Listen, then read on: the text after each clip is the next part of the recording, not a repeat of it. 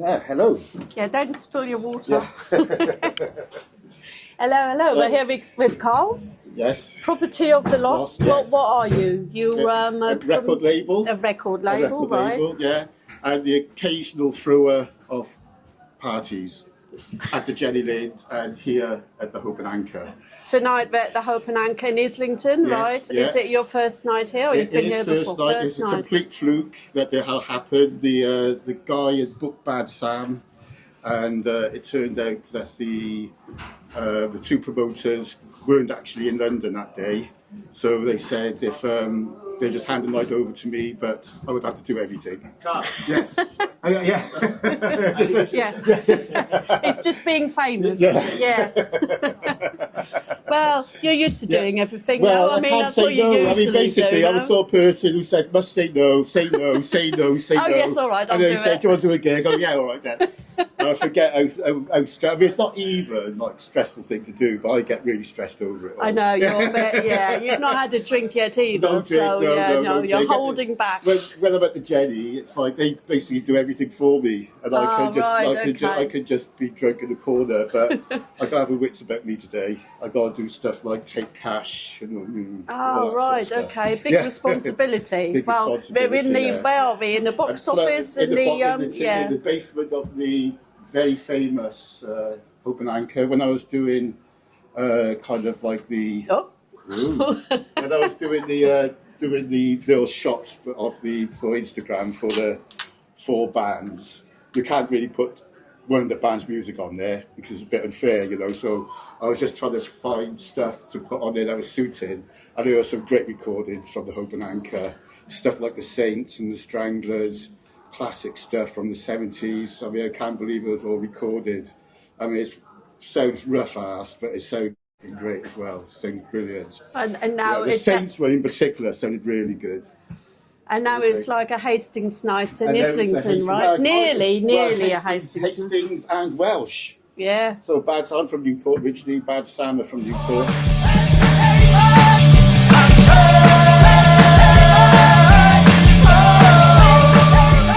I've known them since like teenagers, really. And Demonic Fonds, they are. Give up on that. Demonic Fonds, I've known the twins from Wales as well. Oh, okay. And, but they all live in London, and you will find out they're incredibly good fun. Ooh, baby, he saves me. My baby's the right side of rough.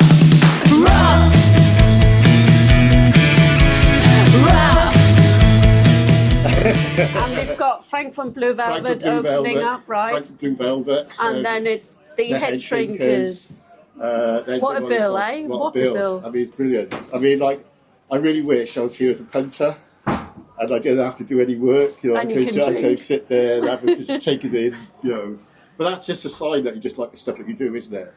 Yeah, I mean, I keep saying you've got all the cool bands under your name, right? I mean, there's... well, I'd like to think so. And I'd like to say they're pretty much all different. You know, there's not none of them quite normal, right? They're all a bit special. I don't think it would be normal. I think I'd be a bit special to be on Property of the Lost, actually, especially in a good way. So you're from Wales originally. Yes. Where do you live now? Do you live in Hastings? Oh, yes, I live in Hastings. Yeah. So how did you make that journey? Well, I moved to Bristol when I was mid-20s. And that used to be quite a lot of good bands come out of Bristol, I mean, I was kind of like, I was doing the band thing. I actually was doing the band thing quite a bit. And then I kind of got a little bit in that sort of drum and bassy world, you know, dancey sort of stuff. And I kind of moved to London, and I kind of like, I don't know, just kind of got a bit, I don't know, stressed out with me. I just dropped out of it entirely. I just like really sort of didn't have anything to do with it for years. And when I moved down to Hastings, it's so... You've got no choice, right? I've got no choice. Well, not but it's so inviting. You're walking down on the stone. I know it's a very stereotypical thing to say. You're walking down on a Sunday and you've got like stuff with Nelson, you've got reggae in the standard, We've got, you know, like folksy stuff in it. I mean, not Jenny Lind is all folksy stuff. I just put this as an example. And that is all on a Sunday afternoon. And it just like inspires creativity. So yeah, so it just kind of like, I found myself had a bit of time as well. So, and it all started really with, I'd done a Vince Ray 7-inch and then really didn't do anything for a while. And then I was on holiday with my best mates, Roger from King Prawn. And so I did the first 2 King Prawn albums back in the day.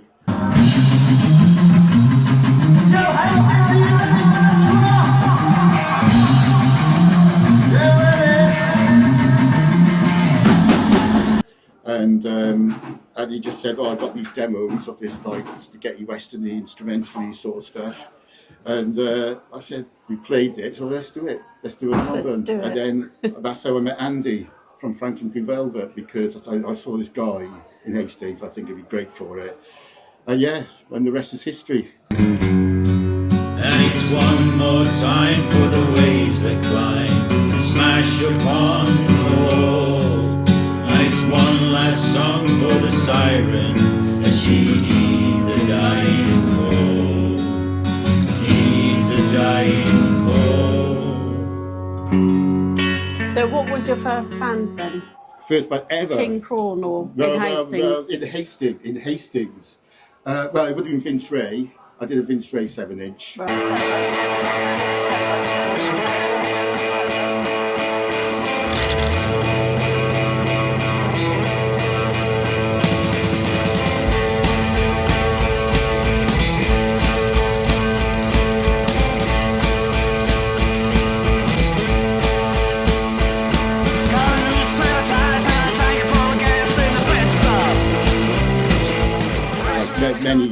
I say many years ago, it was probably about like 7 years ago. And then kind of just work got really busy. Anyway, so yes, here we are. Question was, what band is missing in your collection? Oh, right, okay. Anyone, or are you happy as you are? Because the thing is that, when I was growing up, when I was a nipper, like I was really into ska punk and all that sort of stuff. And I never kind of done it all. And the new, again, I have an opinion, good or bad, the new sort of ska punky, the real hyperactive-y sort of thing. I just want them to calm down a little bit, slow down, so you can have a proper skanky dance, like, do you know what I mean? I like the punk attitude, but the stuff that's just like really clean and like 100 miles an hour. But I met this ska band from Leeds. All right. And they've done this album, and I'm releasing it. So I never thought there would be a ska band on Property of the Lost. There is now. Narcissistic saying my label, isn't it? But there is now. Well, it is your label, right? Well, it is, yeah. And I'm genuinely excited about it. I mean, it's slow. It's more, I would say, going towards like more traditional paced. But it is kind of like, it's kind of, they got the punk rock, ethos. They got a 30-day tour around the UK and Europe. I mean, it's like unbelievable. Just booked themselves. I mean, their spirit is amazing. What they're called? They're called King Zephyr. My baby wants a messy night. I can't take it no more. We visit every pub in sight. Then I'd stumble and I'd fall. 'Cause I am exclusive. They play the Jenny down on the weekend, the Jenny. Oh, right, and that's the 15th and 16th of it's in the August. summer, isn't it? August, yeah. King Zephyr doing the Saturday night. And I've got Jenny Don't to the Spurs coming on back on the Sunday. So, did you see Jenny Don't to the Spurs last time? No, I didn't. Oh my God.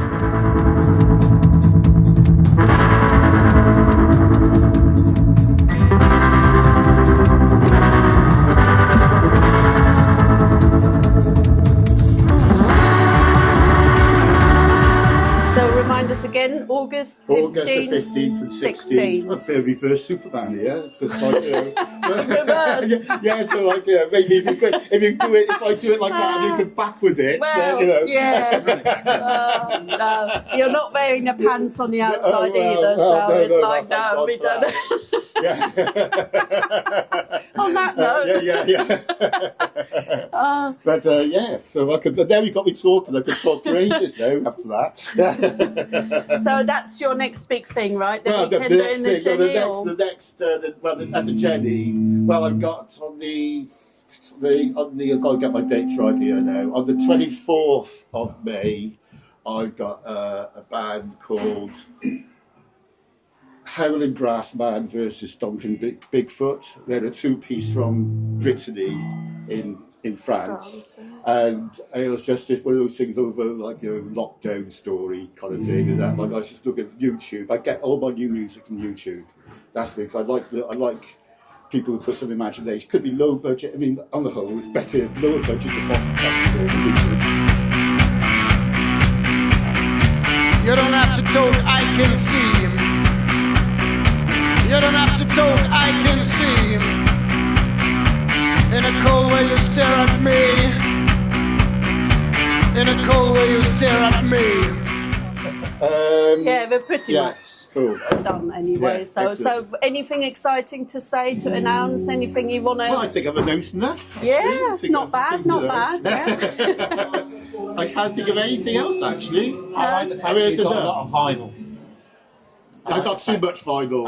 It shouldn't be in my house. It should be scattered, scattered around the country people's in other living people's rooms. houses. Right. But you just like it's just back. I sound like an old man saying back in the day, but like in the 80s, exactly the label. I've always been associated with this, that, and the other. So it would be choice with shall you do 500 or 1,000. It's nearly the same money, isn't it? And it's like, but no, it's like, are you going to do? So I'm being very honest now. Now it's like, should I press up 250 or 300? And it's like you're just really thankful that you sell them. If you sell them. So it's like a different ecosystem now in the music industry in the underground world. And you may get lucky. You may get to 1,000. Have you? Yeah. I don't know if to put the end bit in. I don't want to confess that I can only sell 250 albums, but it's up to you. Yeah. I mean, that's quite a lot. I mean, for some people, we spoke to some people who did 3 albums. There you go. Yeah. I mean, it's really hard. People listen on Spotify kind of think that they'll get this. And no one wants albums anymore, right? They just want playlists and stuff. Even on Spotify, people will just play the stuff they got on records. They play the same 30 albums over and over again.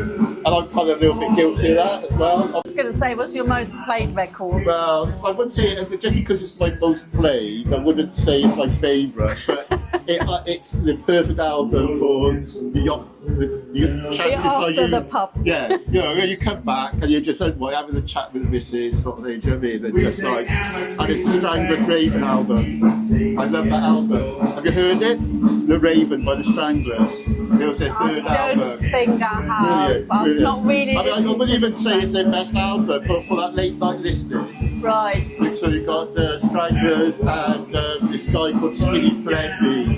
His first album called Dreaming Is Dead Now. Okay, it was fucking amazing.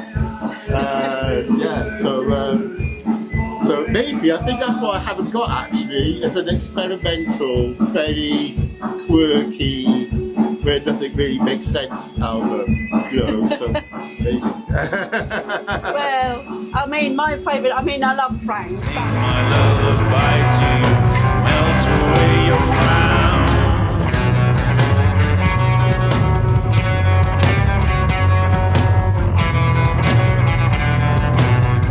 Head Cheese, the album, is my favourite driving album, Head right? Cheese, yeah. Head Cheese. It's the best driving album because you can sing along to it. It's a little bit road ragey, right? And then there's a bit. Pharmaceutical refreshment, alcoholic ingestion, celestial celestial. That's the big question. Right, cool. Nice one.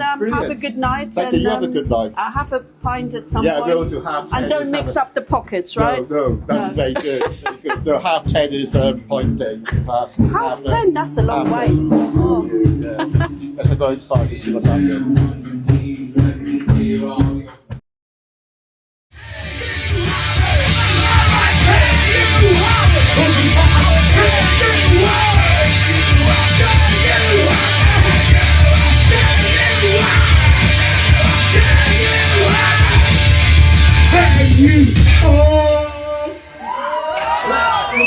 Thank you very much indeed.